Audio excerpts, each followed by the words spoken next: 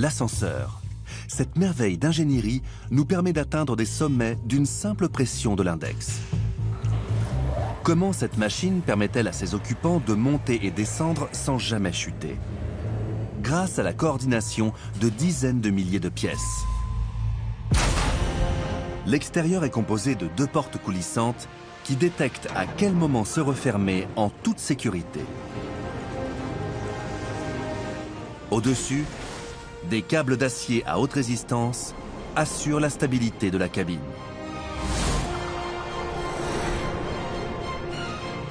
Au sommet de la cage d'ascenseur se trouve un moteur électrique capable de soulever le poids d'un camion. Sur les côtés, un frein parachute d'urgence permet de stopper la chute éventuelle de la cabine en une fraction de seconde. Cette boîte en métal motorisée a révolutionné le monde.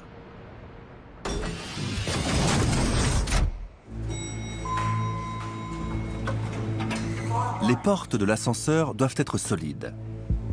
Elles garantissent la sécurité des passagers en les empêchant de chuter dans la machinerie.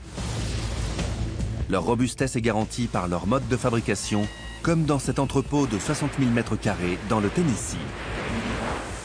Voici notre système de fabrication automatisé.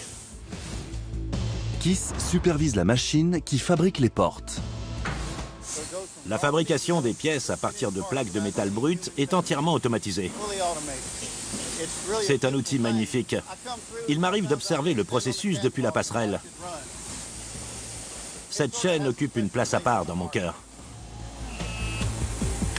La machine fabrique chaque porte à partir d'une seule plaque de métal.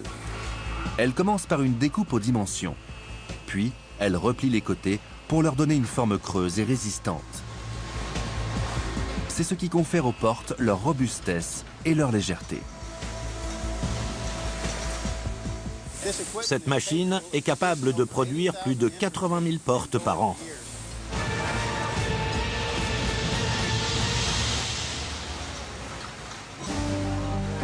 Avant leur mise en service, les portes sont traitées avec une couche de protection. Les techniciens préparent de la peinture en poudre qui alimente une batterie de pistolets. Une fois peintes, les portes se dirigent vers un fourneau aussi chaud que le four de votre cuisine. La chaleur durcit la poudre qui se transforme en vernis anti-rouille et anti-tache. La porte est prête à l'usage en moins de 2 heures. Ces portes sont légères et coulissent rapidement. Alors, pourquoi ne nous écrasent-elles pas lorsque nous pénétrons dans la cabine au dernier moment?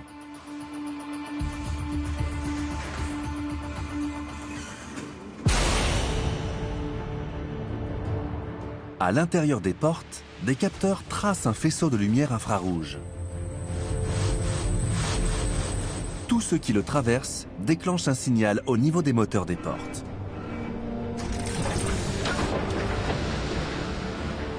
Lorsque ces derniers se mettent en marche, ils activent une courroie en caoutchouc.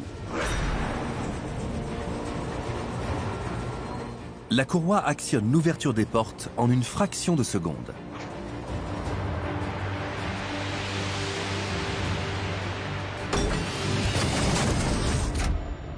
Grâce à ce faisceau infrarouge, il n'y a aucun risque d'écrasement, même lorsqu'une personne pénètre dans la cabine au dernier moment. Une fois que nous sommes installés dans l'ascenseur, qu'est-ce qui garantit que nous arriverons systématiquement à bonne destination? Le panneau de commande, l'une des rares pièces actives qui soit visible. Dans un ascenseur, le panneau de commande est la seule pièce visible. Darlene installe les branchements du panneau de commande. Elle est fière de son travail. Dès que je rentre dans un ascenseur, je regarde qui l'a fabriqué. Mon meilleur souvenir est le World Trade Center, parce que j'ai emprunté un ascenseur que j'avais raccordé. Darlene doit s'assurer que chaque bouton envoie le bon signal à l'ordinateur situé au sommet de la gaine. On relie tous les câbles au dos du panneau vers des panneaux de contrôle. Tout est connecté à la salle de contrôle principale. Les coulisses des grands immeubles abritent des centaines de mètres de câbles d'ascenseur. Mais si tous les branchements sont bien faits, personne ne soupçonne leur existence. Lorsque vous appuyez sur un bouton, un signal est émis vers les panneaux jusqu'à la salle de contrôle. Le travail minutieux des équipes vous garantit d'arriver à bon port à chaque voyage.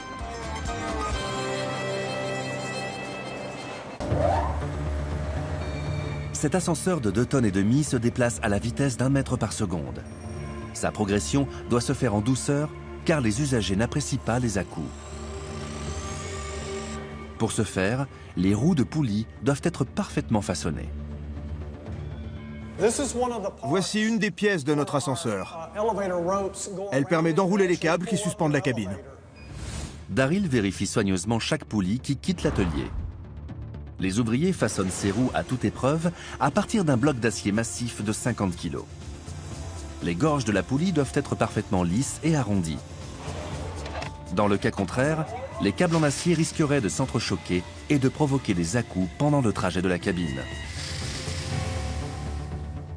C'est un travail de précision qui se fait au 10 millième de centimètre près. En bout de chaîne, Daryl utilise une sonde robotisée pour vérifier les dimensions de la roue de poulie. S'il y avait le moindre problème, ces données apparaîtraient en rouge. Ici, on se rapproche du cylindre parfait. C'est donc une pièce fiable. La poulie est donc prête pour une vingtaine d'années de bons et loyaux services.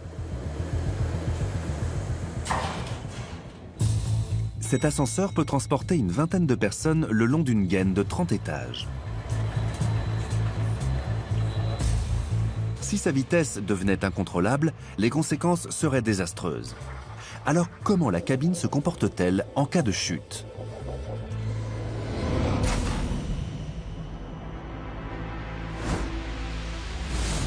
Le système de sécurité commence au sommet de la gaine. Un détecteur de vitesse est équipé de 2 puissantes mâchoires. Si la cabine descend trop vite, les mâchoires bloquent la roue.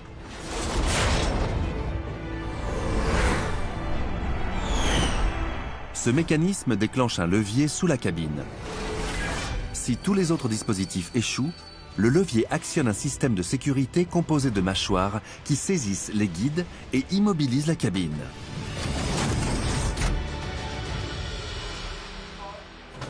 La plupart des ascenseurs n'utiliseront jamais leur frein de secours. Mais il existe un autre frein qui se déclenche dès que la cabine s'arrête à un étage. C'est celui qui maintient l'ascenseur immobile pendant que les usagers entrent et sortent de la cabine.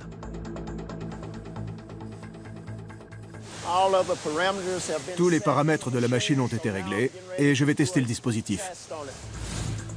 James teste les nouveaux ascenseurs avant qu'il ne quitte l'atelier. Je pousse la vitesse à une centaine de mètres minute avant de ralentir, pour m'assurer que les freins fonctionnent aussi. La plaquette de frein métallique se trouve à côté du moteur, au sommet de la gaine d'ascenseur. Elle doit s'enclencher dès l'arrêt du moteur. La plaquette ne se déplace que d'une fraction de millimètre. Mais une fois enclenchée, l'ascenseur est bloqué. Les freins se sont parfaitement verrouillés. C'est donc une machine fiable. Elle est prête pour l'expédition et elle se retrouvera bientôt dans une belle tour où je pourrais l'emprunter un jour. Cette usine fabrique plusieurs centaines d'ascenseurs par an. Ils sont livrés démontés pour un assemblage sur site.